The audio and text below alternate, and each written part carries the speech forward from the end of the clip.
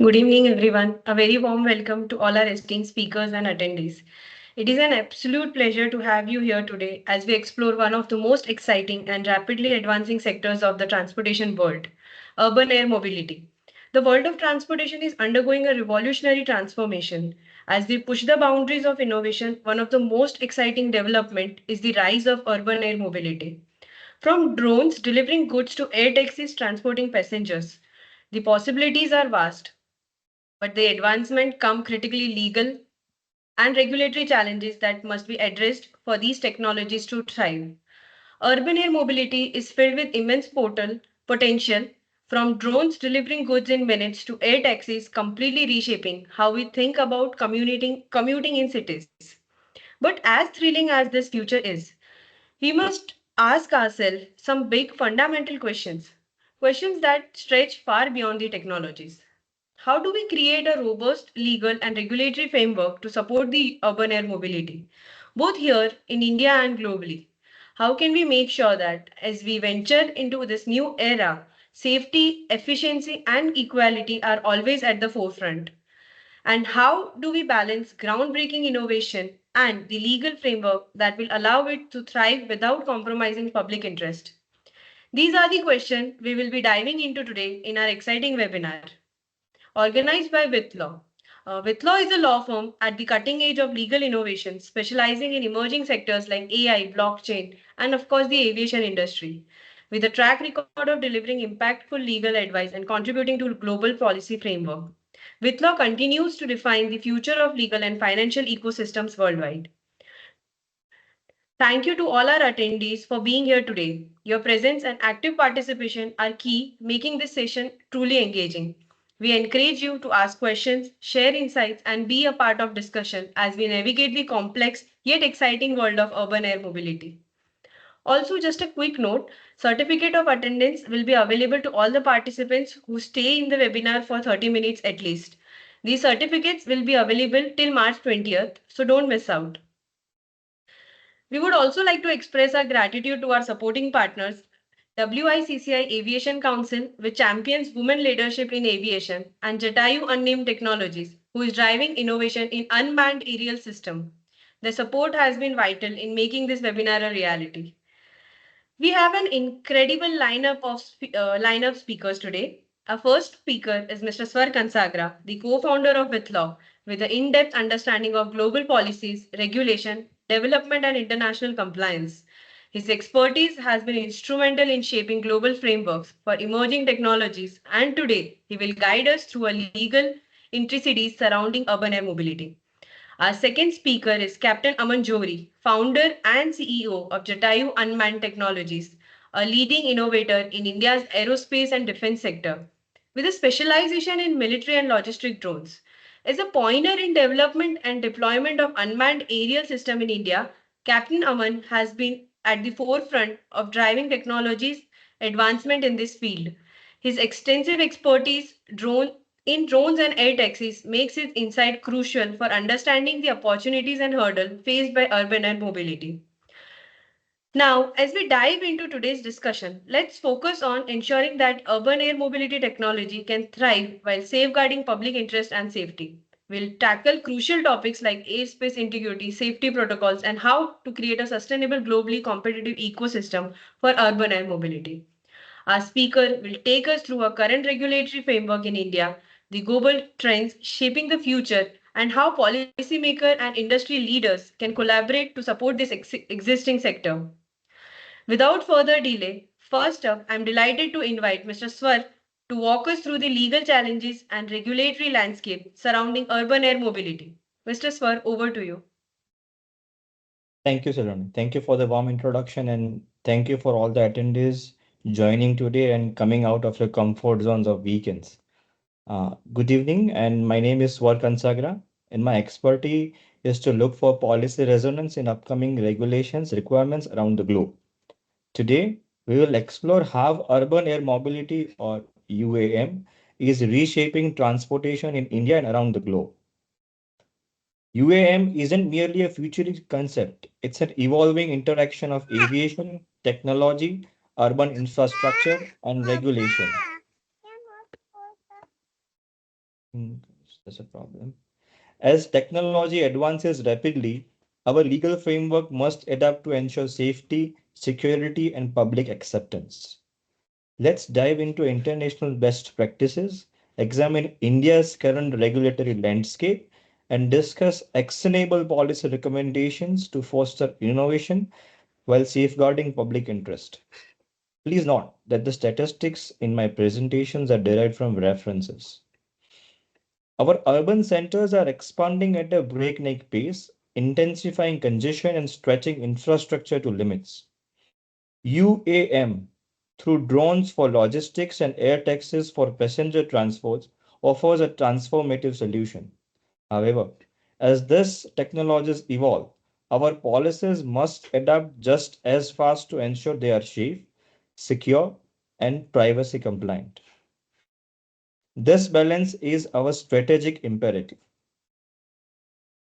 Moving forward with a global scenario, internationally, institutions like FAA, which is Federal Aviation Administration in US, and EASA, which is European Union Aviation Safety Agency in Europe, have established robust frameworks for UAM. These frameworks focus on rigorous safety certifications and clear operational guidelines. For example, the global drone market is anticipated to grow nearly 7.9% compounded annually over the next 10 years, an indicator that our regulations must evolve alongside technology. Globally, billions of dollars have already been poured into eVTOL, which is electric vertical takeoff and landing startups, reflecting strong market confidence. Let's consider a few key players. ICAO, which is International Civil Aviation Organization, is developing a global UAM roadmap to standardize safety operations. EASA, enforcing strict airworthiness, privacy laws, and urban airspace rules. FAA is honing into eVTOL certification and pilot training. And notably, China has ambition plans to introduce one leg flying cars by 2060.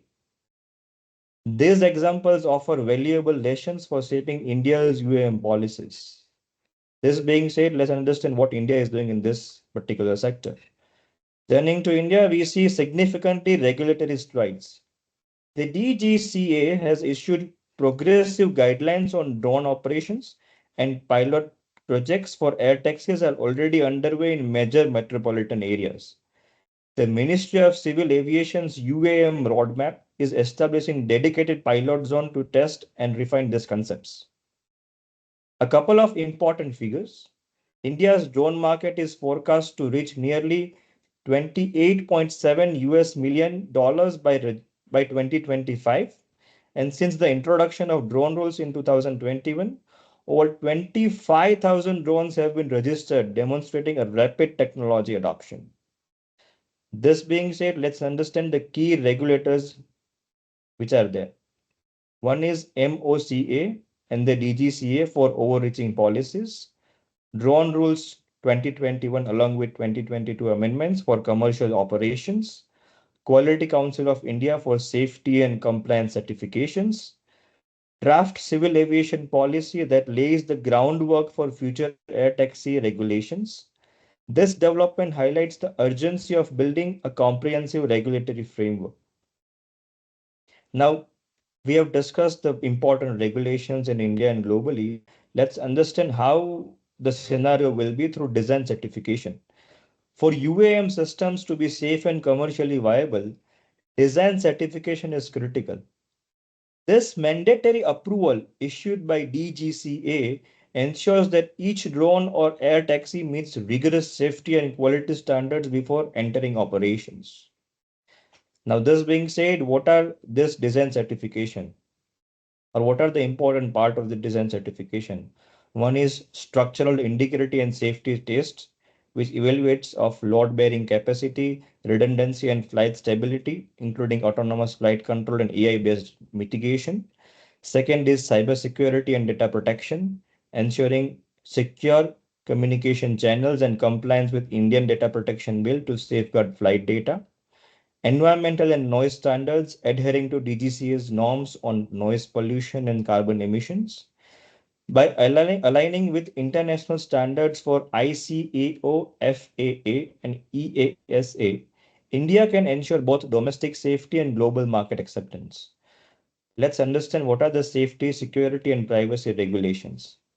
Safety is the cornerstone of UAM regulations. This means strict certification for vehicles, robust licensing for operators, and compromising airworthiness standards.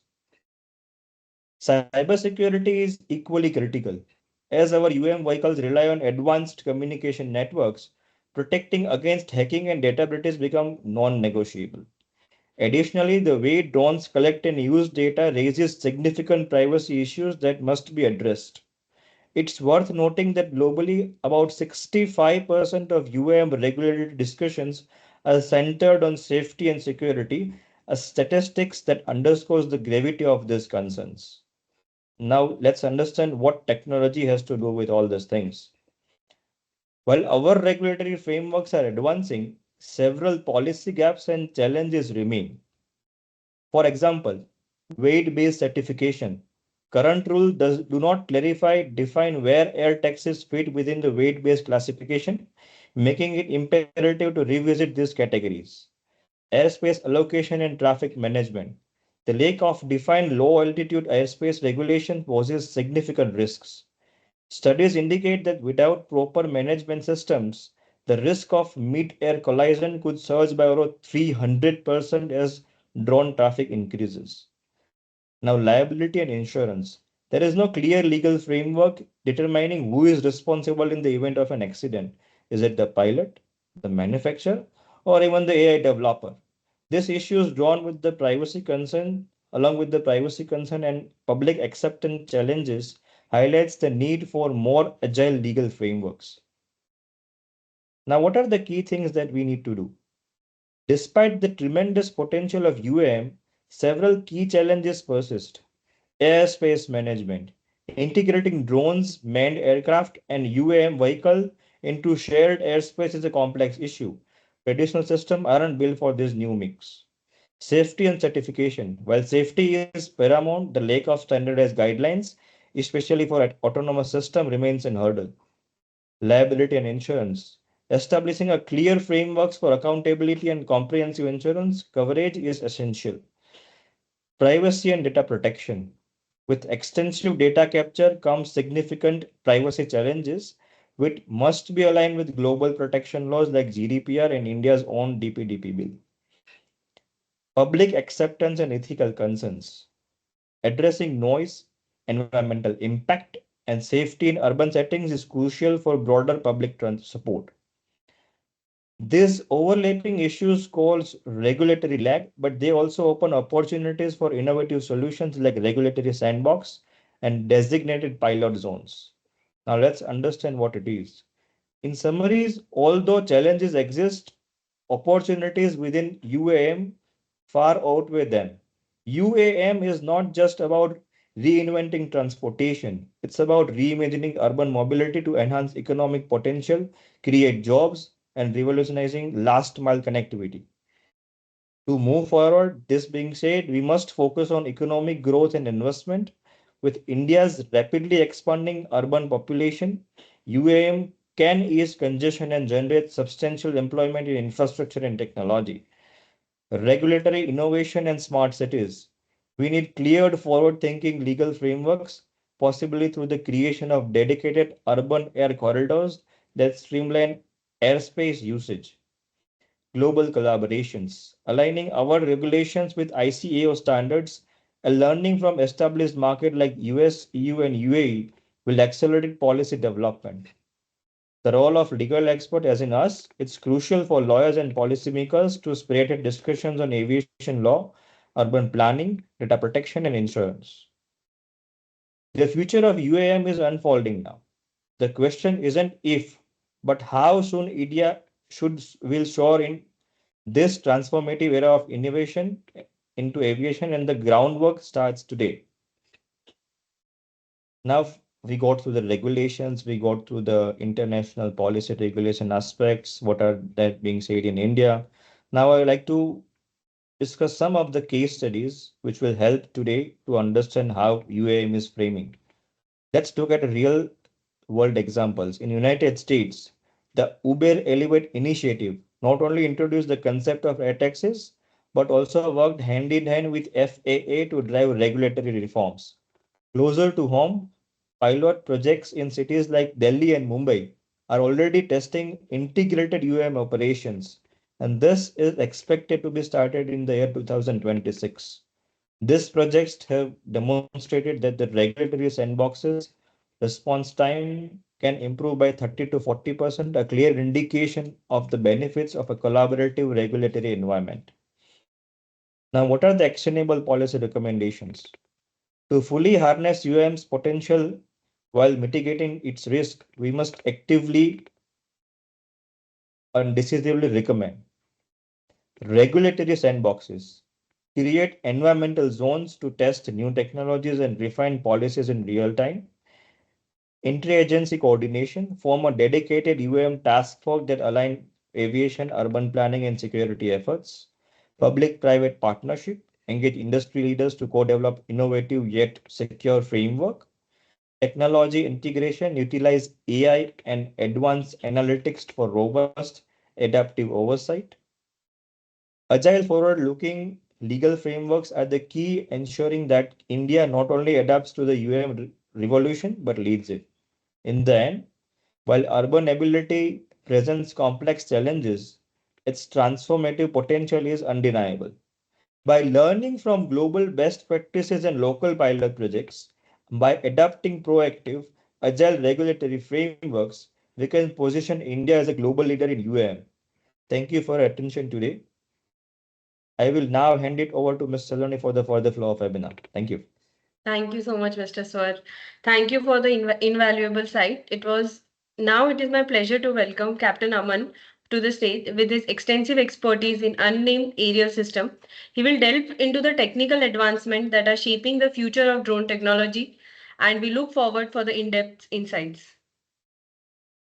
Thank you, Saloni. Thank you so much. And Swarbai, I think your talk really covered the entire aspect, and it was very well, very nuanced in terms of the breakdown.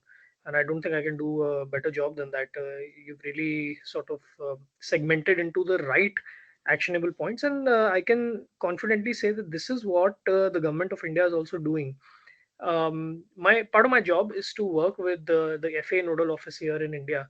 There are a couple of officers from the FA who sit at the US embassy, whose job is when you say regulatory sandboxes and shake hands in um, interconnectivity of regulatory frameworks. So it's kind of their job.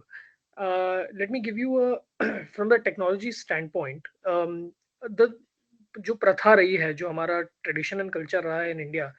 I'll give you example of the closest cousin of urban aerial mobilities, which are small helicopters, small or like medium helicopters. There is the small, medium size, then super medium, then super heavy, and no, more than super heavy class helicopters.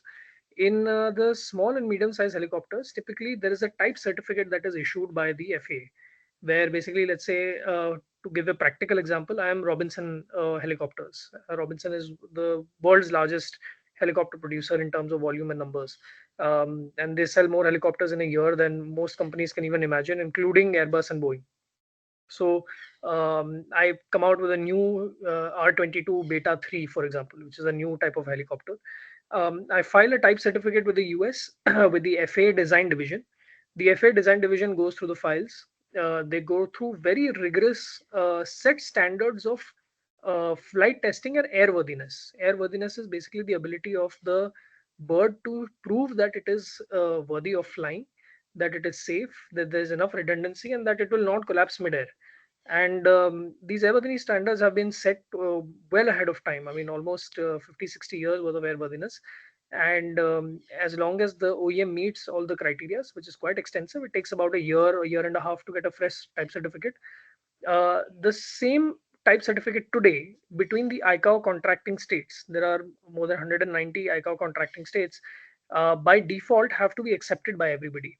So if I'm planning to bring that R-22 helicopter to India, for example, I want to fly, joyrides in India, or I want to, fly with the Statue of Unity, for example, and that small helicopter is the most viable to do that. Instead of bringing a helicopter by the leasing route and having it here with the tail number and registration, I take the type certificate that's issued by FAA. I go to my Indian DGCA, I hand it over to them, they sign off and they say, okay, we have faith that FAA has done the type TC, so we will accept the TC. Without type certificate, you can't fly anything in India, and engines and airframe are type certified separately. Similarly, in India, actually, I'm very proud to say that across the studies that we have done globally, India is leading the effort in type certification of drones. I will come to the smaller baby cousins of urban aerial mobility, which is drones, right? And drones, by drones, I mean surveillance drones, photography, videography, just leisure flying, FPV drones, agriculture drones. Thus, by small, I mean something about an all-up weight of 40, 50, 60 kilos, 100 kilos, just less than 150 kilos, basically. Where India has nominated the Quality Council of India as the apex body. The QCI has engineers, technicians, policymakers, legal advisors, all of that. And they come up with a techno legal policy. To give you a very small example, if I'm building an agriculture drone from scratch in India, I have to give, there are two batteries that go inside a drone. I have to give at least 4 or 8 batteries to QCI for testing, out of which they will do destructive testing or 4. They will potentially personally try to see where the safety margins of these batteries lie by exploding them in a chamber. So this extreme levels of testing to make sure that the type certificate is valid, that this drone is airworthy to fly in the Indian airspace. India is leading that effort, and personally, other than maybe Australia, I have not seen any other country, including the US, including the West, with such stringent laws and regulations on how a type certificate for a drone has to be possessed. Now, Drone Rules 2021 clearly mention that, and India is the only country, by the way, who classifies drones basis their weights, basis their all-up weight. FAA classifies them on basis of their performance, on basis of their endurance, their range, their flight time, and all that. But India classifies them on basis of nano, micro, small, medium, and large category of drones. So anything that is above 150 kg class automatically, instead of coming under drone rules, will come under Aircraft Act 1934, which means it has to be deemed as an aircraft. What it means, it has to be treated as an aircraft. And if you think the DGCA was stringent when it comes to drone type certification, with aircraft type certification, DGCA is even more complicated. To give you an example, a few examples of Indian made aircrafts are the HAL ALH Advanced Light Helicopter, the Dornier 228, Tejas Mark 1, Mark 2. Everybody knows about Tejas LC program. The Prachand helicopter, which is light combat helicopter. So these are all Indian made birds. And to get that type certificate, the DGCA goes through intense levels of design verification and design testing. Why am I telling you this? Is because this is where techno legal policy starts. If today a Chinese company by the name EHang has developed the most popular urban aerial mobility drone that's out there, it's actually proven in the Dubai air taxi space, it's done really well. There are two big competitors in the US, Joby Aviation and Archer Aviation. In fact, Joby is looking to start commercial operations as early as this year, and Archer might start as early as next year. If there are these major giants who spend billions and billions of dollars in building a prototype and getting it ready, in India there are less than 3 4 companies who are doing urban aerial mobility. If our techno legal policy and framework is not aligned with the rest of the world, if it is not in sync, if it is not as seamless, smooth, and is oriented towards safety via design, then we fall behind in this race. Is what I'm trying to tell you. India has always had a problem, and I'm a true patriot at heart, but I have no shame in admitting that India has a problem that we develop very fast, but we adapt very late. So the urban aerial mobility and other drones get developed in, let's say, 6 months, 8 months, less than a year, whereas other countries take about 3 4 years of R&D. But the adaptation of technology, for example, what has happened in the US with the Amazon Prime deliveries with urban aerial mobility, or Dubai with EHang 184, these adapting into market, time to market is far shorter in those countries than it is in India. Why am I saying this? Is because in here we stand on a very important crossroads in history. We all know, and there is it's a no-brainer that drones are no longer the future; they're very much the present, and we have to live with it. And there will come a time, if not in the next few years, probably a decade or so, where the standard mode of operation inside a city. I'm from Bombay, so if I have to go from, let's say, Kandivali, where I stay, to the airport, Andheri, which takes about 50, 60 minutes or by road, I could hop on into a drone taxi and it would take me about 11 minutes or 7 minutes. And that's going to be the hard reality, whether we align ourselves or not. To reach that state, to reach that position, India has the opportunity to become world leaders and show that type certification in itself is a very valuable, strength that India has by moving fast, by ensuring safety, by trusting the OEM that the company has done everything possible to incorporate safety and design. I think we can make a real strong impact, and this is where we need, smart lawyers, smart technocrats, smart entrepreneurs who understand the market, who understand that a flying bird is not a joke, that you're potentially carrying dangerous payloads, and if you're carrying humans, human life is absolutely critical, and that safety has to come from design, and that's what I'm saying. The regulatory handshake that Sorbhai was talking about. Um, there's a Of course the market size is huge, right? Global eVTOL is about $23.5 billion, I think, in the next decade or so. Not actually decade, just in the next 5 years. And it is growing at an alarming rate of nearly 21%. And 21% is just significant for aviation and aerospace. Aviation and aerospace typically have been what we call blacklisted sectors in the investment space. New investors, everybody knows this, you will never invest in an airline, right? Because an airline is bound to lose money. But air taxis is the space where it has not only seen healthy investment, but it continues to build on very strong investment principles and fundamentals across the board, whether it is European companies, American companies, whether it is Russian companies, Chinese companies, and even India for that matter. A very popular company in India by the name ePlane has just about raised about $15 million US last month, and it continues to do that. So what I'm saying is that this the opportunity in policy, driving policy action as well as developing technology, is immense with this. One important, like, policy point and techno legal policy point is the environment concerns of flying eVTOLs, of flying air taxi birds. And typically we fly, yes, with fossil fuels, we fly with an engine on board with hydrocarbon based fossil fuel, so it does create a carbon dioxide emission. It's almost in a month worth of operation of an unmanned aerial mobility system. It could generate anywhere between 7 to 10 metric tons of carbon dioxide. But this is changing. As everybody knows, the EV industry is booming, and this is the space where this last year, the year before, EV industry is the next big thing. What if you guys remember? And I was very young when it happened, but the solar industry boom happened in India, the IT industry boom happened in India, and that's why the next big thing is electronic, or the EV battery industry, the lithium-based and ferrous-based battery industry.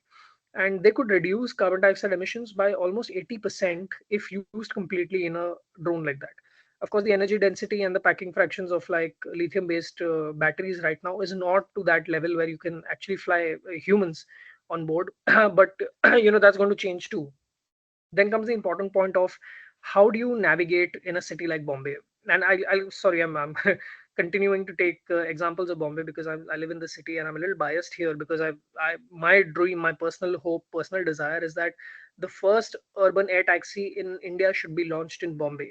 If we can successfully do it in Mumbai, I think we can successfully do it in any other city in India. And there are many reasons for that. But to start with, the Mumbai airspace, and I'm a pilot. I've been flying helicopters for almost 8 years now.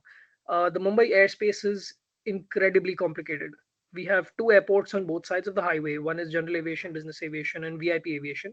And on the other side, we have the international and domestic terminals, T1 and T2. There's a new airport coming up in Navi Mumbai, which is also run by the Adani Group.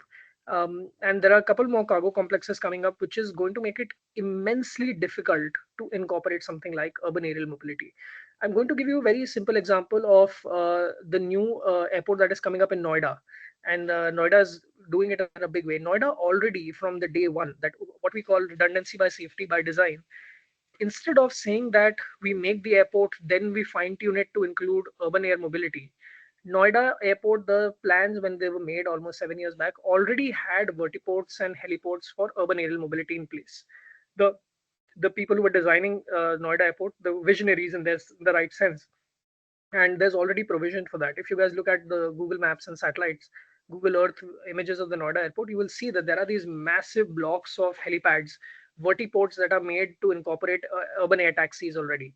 Now, this is when a new infrastructure is coming up, and yes, there is space and time.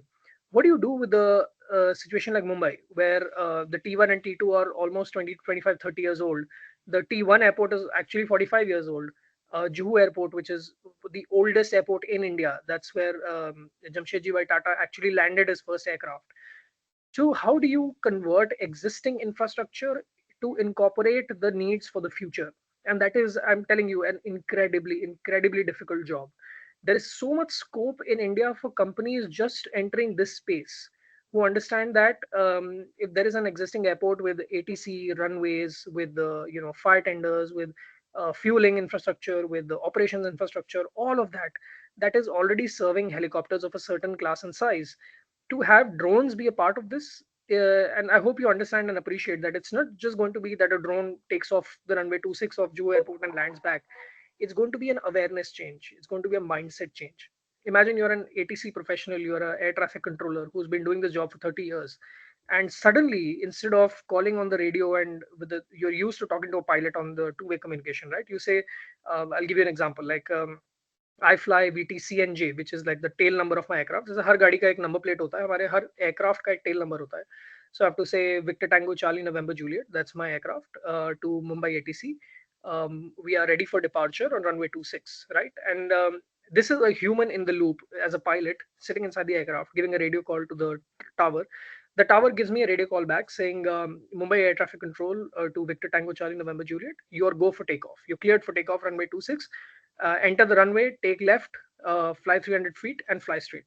Very simple instructions, right? It's easy to follow because I have to repeat these instructions to him, and he understands that there's a human in the loop. So the scope for error is negligible. Now imagine an air traffic control who is trying to make a radio call or is trying to communicate, but on the other side is a flight computer. It's a robot, right? Who does not communicate, who does not talk, who does not have a voice. And if something goes wrong, whose liability is it? This is where techno legal policy comes into place. It's not just insurance. Insurance kicks in after the fact, after the accident, after the incident. If something goes wrong with a bird which has passengers on board but no pilot on board and no communication with ATC, how does it ensure that there is safety throughout? I'll give you a simple example. When the Wright brothers created the airplane in the early 1940s, if you had an option to go back in time and sit in that aircraft with the Wright brothers, would you do it? I really doubt. I don't think anybody here, including myself, would actually sit in an aircraft that was made by the Wright brothers back in the day because it was a prototype. But today, you would sit in an Airbus or Boeing aircraft, right? You would feel safe because technology has evolved over time. Similarly, in the urban air mobility space, we are at this precipice of something that is going to convert into something big, but it has not converted yet. In any new technology, in fact, in AI, in ChatGPT and DeepSeek, and I'm sure everybody uses ChatGPT. The awareness in adaptation takes a much longer time than the building of technology. AI is not a new thing. AI has been in the industry for almost 20 years. It's been used by the military for almost 30 years. So AI is not a brand new concept. The hype is new because people have started to adapt AI in their daily lives. And if I just compare your ChatGPT usage this year to what it was last year or the year before or the year before, you would see that the dependency on new technology comes with adapting as a mindset. And that will take time. And that's why you need techno legal policies to come into place. Now, I spoke about vertiports, for example. I give you a very small example of an air traffic controller speaking to a robot, right? Now, how do you operate this urban aerial mobility in a city like Bombay, where the Mumbai airport sees one takeoff and one landing every 14 seconds? It's one of the busiest airports in the world. The Juhu airport sees about 40 to 50 landings in a day, and you have the Navi Mumbai airport, which will see one takeoff and one landing every 12.5 seconds. Imagine the pure traffic and chaos that exists within the three airports in a vicinity of less than 20 square kilometers. Now, how do you operate drones that operate independently, that have no tracking mechanism, that just go fly from point A to point B, land and come back out, right? Now, this is where I personally take interest in urban aerial mobility, is because I know that this is the problem we face with the helicopter industry in India. In India, for example, I said we develop early and adapt late. This is what I mean. In India, helicopters are taken at par with aircrafts, with fixed wing planes. That means if a fixed wing plane has to come out of the gate, for example, Terminal 2 or any airport in India, they come out of the gate, they turn into a taxiway, they roll down the taxiway, enter the runway, they wait at the double of the runway, wait for the air traffic control to give clearance, and then they fly across the runway and take off, right? Standard mode of operation of a fixed wing aircraft, whether it's a small plane like a Cessna 152 or a very big jet like a Boeing 747, it will operate in the same principle and fashion. In India, helicopters are considered at par with this. And why that a problem is because what's the advantage of a helicopter that does not exist in a fixed wing? Then a helicopter can just take off and land from anywhere. We can do hovers, we can do landings, we can fly in reverse. A helicopter is a very versatile machine. But because when the techno legal policy was being made in India, they considered helicopters and planes as the same category and type. And that is a very big problem why the helicopter industry in India has not expanded to the scale and size. I'll give you an example. New York, the city New York, including police, civilian helicopters, joyrides and whatever, there are more than 600 helicopters in the city of New York alone. And I don't mean Staten Island and Brooklyn. I mean just the core New York City. About 300 helicopters otherwise. So the less than 1,000 helicopters in the entire island. In Mumbai, which is comparable to New York in terms of its population and size, we have less than 30 helicopters. In the entire India, we have less than 340 helicopters operating today. You see this big gap in numbers. It's not because दुनिया में helicopters नहीं है या operate होने बंद हो गए हैं या कहीं fly नहीं हो रहे हैं. It's because the policy is not conducive to flying these machines in their true sense. If today I buy a helicopter and I park it at the Juhu airport, no matter how I fly it, I might have the best pilot in the world. I still have to take off from the gate, enter a taxiway, pass it on to a runway, wait at the dumble of a runway, wait for ATC to give me clearance, then fly on the runway and take off. And you understand how frustrating it is for a helicopter pilot that if I can fly for 3 hours with the fuel on board, because of all these issues, my endurance reduces by 20 minutes.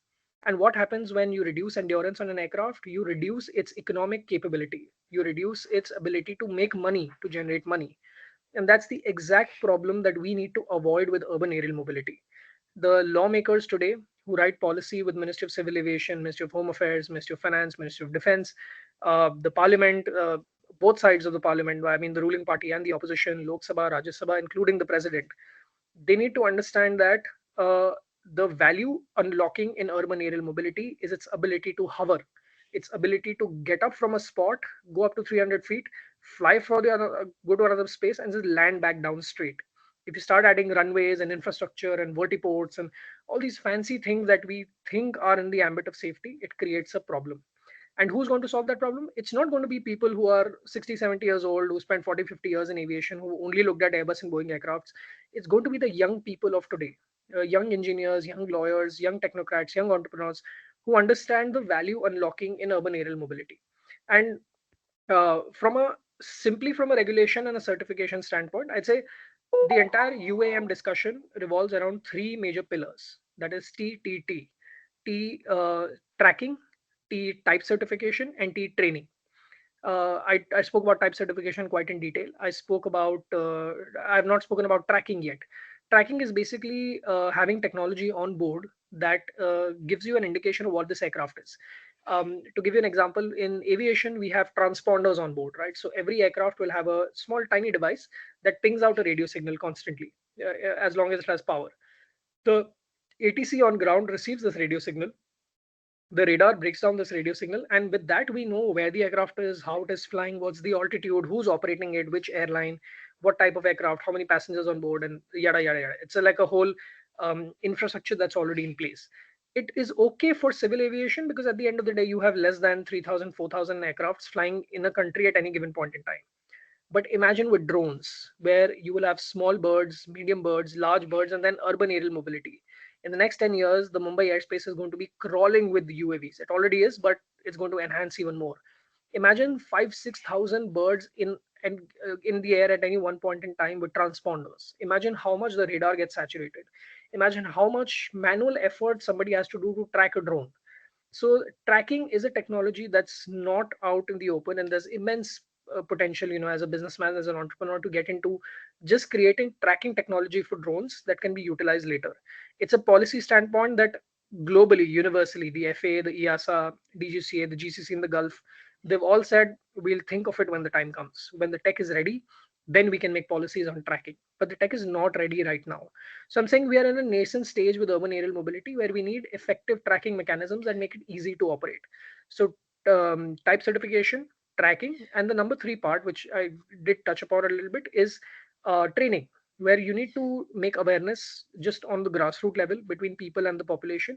A significant effort has to be taken from the government of India to talk to the grassroots level people, to the common man, and explain to them that the thing flying over your head without a pilot on board and with four passengers is perfectly safe.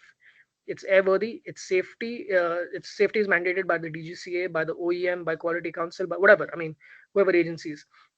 Because of this, only then can you adapt the technology to actually operate in real time. If you don't take all stakeholders together in India, any technology collapses and fails, and it fails very fast. So you need lawmakers on board, you need the right people, the right stakeholders on board, and very importantly, you need the common man on board to understand that a drone flying in the air is inherently safe. And with these three pillars, the training, type certification, and tracking, I think if we just focus on this in the next 5 or 6 years, India can be ripe as a platform to launch urban aerial mobility, to kind of make a real impact on the world by showing that India is not only we don't just don't copy what the US and the Europe does. We are able to think on our own. We're able to develop on our own. We're able to make policy on our own. And I think UM has unlocks this immense potential and value. So my plea, my call to action to all the young lawyers and young engineers out here in the chat today on the webinar, that I would love it if you guys seriously look at UAM as a space where you can give in your inputs, where you can really impact policy as young people, because it might not be the future for somebody who's 60, 70 years old now, but it's definitely the present for you today. So with that, I just hand over to Saloni for the rest of the webinar. Thank you so much. Thank you, Mr. Aman. It was very insightful and it was amazing.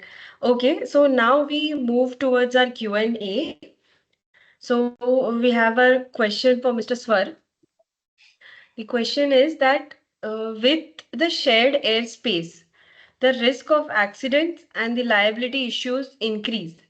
What legal framework exists or should be developed to be handled these liability concern for urban air mobility operators, passengers, and third party? I believe I touched upon the important regulations, and of course, my colleague also touched upon some of the important challenges that we have.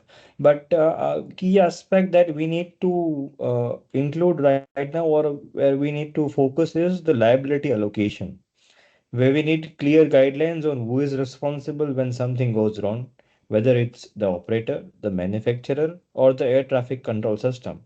Second is the insurance model. As UAM is still in its early stages, customized insurance for operators, passengers, and third party must be developed. And of course, it's autonomous vehicle liability. So when many UAM vehicles are being autonomous, as Mr. Raman said, the question of who is accountable in the event of the failure of a system is very much critical. So my take is, to simplify, we are still in process of updating aviation law to accommodate UAM technologies, but the future will likely involve creating tailored insurance models and clearly liability frameworks that considers the complexity of autonomous systems and urban air traffic. I think this will take time, but it's essential for enabling safe, efficient operations in shared airspace. That's what I believe. It feels that it will take time, but this is very much essential. Okay, so the next question we have is for Mr. Aman. The question is that given the autonomous nature of future urban and mobility operations, what cybersecurity threats do we need to prepare for? How can India and the other regulators collaborate to establish best practice for safety? Yes, Salwin, that is actually a very apt question. Also, it's important to understand that there is a pro and con to every new technology. We might be very dependent on human out of the loop and just computer software is running everything, but computers are also privy to attacks, and they're not the safest systems out there in the world yet. I mean, we don't have foolproof firewalls yet. But a cybersecurity policy has to come into place from everyone, from the Wireless Planning Commission to the Spectrum Council to everybody who's involved in deciding, cybersecurity as not just a tool or not just a way to access, but inherently built by design. And that comes when OEMs take the first leap. By OEMs, I mean, by OEMs, I mean not just people who make drones. That's one very small aspect of the entire stakeholder umbrella of OEMs. There are people who make air traffic control units. There are people who make sensors. There are people who make UTM apps, which is unmanned traffic management apps, right? For example, Google Maps is an app, Waze is an app, and so something like this, where OEMs take the first leap and say that there is safety through redundancy built in by design on day one. We take care of cybersecurity, we ensure that it is hack proof, and even if there is hacking attempts taking place, there must be provisions for safety built in into technology itself. I'm glad to report, because I know these OEMs, I know the people who work in the industry who are focused towards developing new systems, that it's a matter of great concern to them. And I mean, I always say, if you're an OEM building something, start thinking like a terrorist. It's important to think like a terrorist because it's important to find vulnerabilities in your own system first, instead of employing hundreds of hackers and trying to find out the vulnerability. If you are an inventor, innovator yourself, start thinking, if I had to destroy this drone and if I have to crash into a building, what do I need to do? And then work your way around into developing and ensuring that this piece of technology, whether it's a flight computer, GPS unit, tracking unit, navcom unit, is secure from all lines of channels of communication, and it cannot be tampered with. So I think it has to come from a design perspective, like a standpoint of like thinking into safety, but I think it's already there. Absolutely. We have one more question for you. The question is, with the advancement of e-votal battery tech and autonomous flight system, what are the most critical technological challenges that India must address to enable large-scale UAM adoption? Oh wow, that's actually a very good question too. Like at the end of the day, making a battery in India is expensive, and that's kind of the reason why our EV vehicles are not very competitive in the global market. Like I'll give you an example of a Pune-based company. I'm forgetting the name, but it's a very big EV company. It secured the largest order in India of making EV buses, and it I think the largest order consisted of 30,000 buses for Pune city, Mumbai city, and Nagpur city. I think 30,000 buses in total. Whereas the a report done by BST and a couple of other agencies showed that the real demand in India is more than 3 lakh buses, out of which the largest company in India can only meet a 30,000 demand. So that it's not because we don't know how to. There is enough lithium reserve in Jammu Kashmir today. There's enough lithium reserve in Rajasthan, in Odisha, in Jharkhand, that if we really start mining out lithium, which we already have, we can easily become one of the top 5 players in the world in lithium production. What matters and why scalability is important in production, like the question you asked, is we reduce the cost of production and manufacturing first, that we get more advanced machines that can do the job. India में आज भी आप oil and gas refineries में जाओ तो आज भी refineries में you need people to run the show, whether it's a Jamnagar refinery, whether it is Naira refinery, whether it's ONGC, whatever it is. You need people who are important part of refineries. Whereas China, about 20 years back, has gotten rid of people completely. Like people go into these refineries only to supervise. Otherwise, it's fully automated and computer run. And I think the production lines of tomorrow, for especially lithium and battery technology, have to be automated. The costs have to go down. Only then it becomes economically viable to use this technology in the drones in the first place. अगर मेरी battery 8-10 lakh की है और मेरा drone का price ही around 30-40 lakhs है, battery has a significant portion of that component, right? That has to come down over time. So I think if we focus as an industry on lithium and rare earth metals and mining, which is not our purview, this is lithium has nothing to do with the drones and aviation world. Like Ministry of Civil Aviation has no say in this. This is actually Ministry of Hydrocarbons and Ministry of Metallurgy. I think they take care of stuff like this. But if they start making techno-legal policies surrounding cost of production of lithium going down, I think yes, we are in the game. Okay, I think that must have addressed the question very well. We come to our next question. I think this can be addressed by both our speakers. The question is striking the right balance between innovation and regulation is critical for urban air mobility. But how can India learn from global best practices to create a regulatory environment that fosters innovation while ensuring safety and compliance? I think we can start with Mr. Swar from a legal aspect, then we can move to Mr. Aman. Uh, we already discussed various international frameworks, whether it is an FEA or EASA or ICAO, and various urban challenges have already been posed by Mr. Aman. So, as we are already aware of the various challenges that we face, collaboratively, what we need to do is we need to understand the liability of this technology, and furthermore, we need to think on how more efficiently we can move forward with this kind of an technology where probably unmanned technologies are pivotal because there's no human in the center. And that's why we need to be more stringent when it comes to creating frameworks which specifically guide such kind of an urban air mobility, be it a drone or be it any kind of an aviation vehicle apart from the planes that we have. It is very much important for government of India to focus on specifically the test use cases that we have. Recently we have something from UAE. Even Europe has been prominent in terms of developing such kind of in frameworks. So what we need to do is we need to understand what are the key factors of that international frameworks, and out of that frameworks what are important parts that are applicable to India. I think that's what is government of India should focus on. Yeah.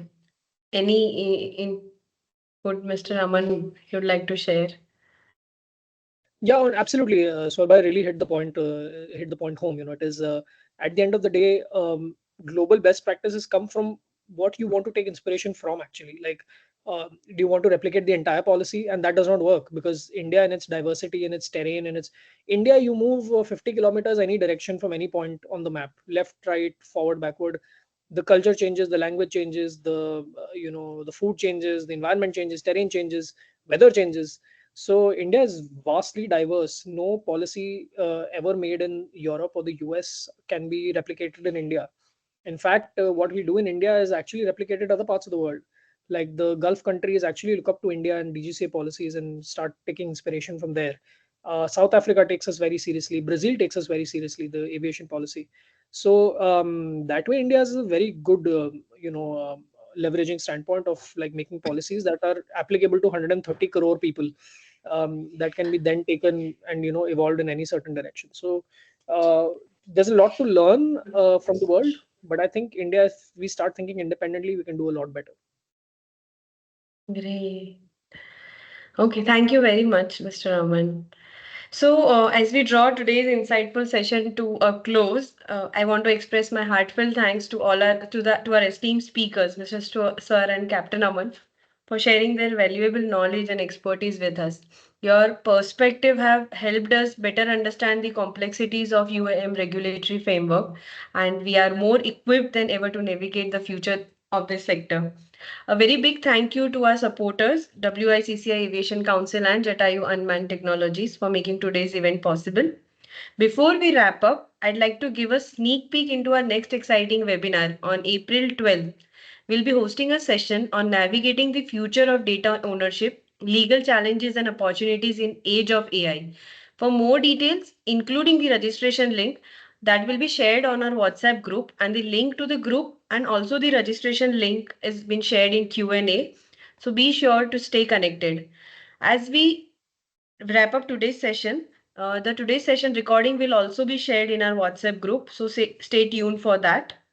Once again, thank you very much for being part of today's insightful conversation, and we look forward to seeing you in our upcoming sessions. Have a wonderful evening ahead. Thank you to our esteemed speakers. Thank you again. Thank you.